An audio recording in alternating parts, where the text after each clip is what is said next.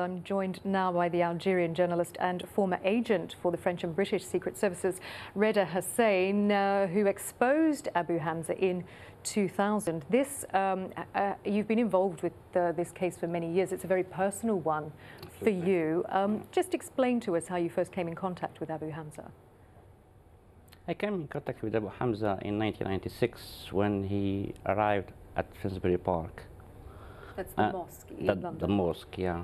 And this mosque has been hijacked at that time by the terrorists of the Algerian group, the GIA. So I was following him, since then until yesterday. So I had to live with him, I can say it in one way. So when did you start to work for the Secret Services? I started to have some contacts with first the Algerian Security Services in order to explain to me who is who in UK, who is doing what, and all this kind of stuff. And I understood that they can do nothing in this country. Then I approached the French Security Services in order to see if they can do something about this guy. And I found out that they can do nothing about it again. That is, at that time, I decided that it's time to go now to the British, because we are in their country and they have to act on him. But they didn't. So what did you tell the British security services? I told them all what was happening there. It's all about, the problem for them was they couldn't understand the difference between freedom of speech and incitement to murder.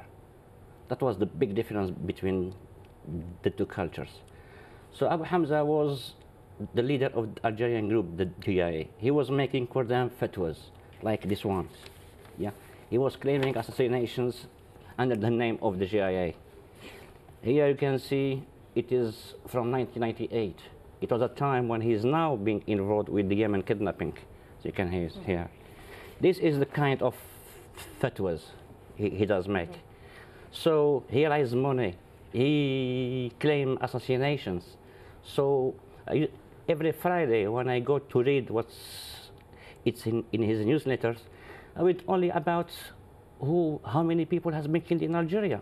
15 here, 20 here, 10 here. So I couldn't leave myself.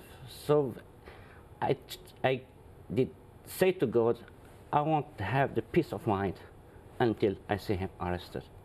Why do you think the British authorities didn't act on the evidence that you were giving them? Because they were playing a game with them. And I believe that they told them, as long as there is no blood in UK streets, you can do whatever you want.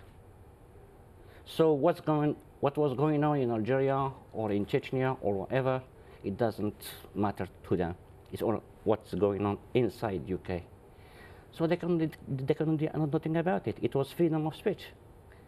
It was until happened the 9/11, then they started to understand much better what is it. But at the end of the day, it was until the 77. Yes. That one, it was blood in UK streets. The attacks on the London buses and yeah, on the that tube. one. Then what was the end of the freedom of speech in this country. So you've been in court obviously all week, and yeah. You've been following this case for years. Yeah. Are you happy with the outcome? Are you happy that these men have been extradited to the US?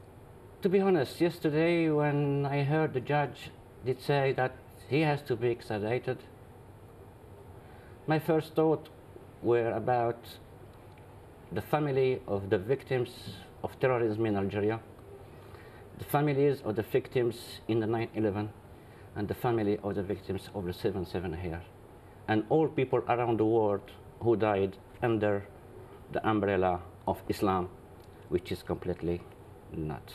They are terrorists. He have to go to the state and he have to serve his time until he dies. And then he will meet God, then it will be another story. All right, Reda Hassaine, thanks for coming in and talking to us. We do appreciate you taking time.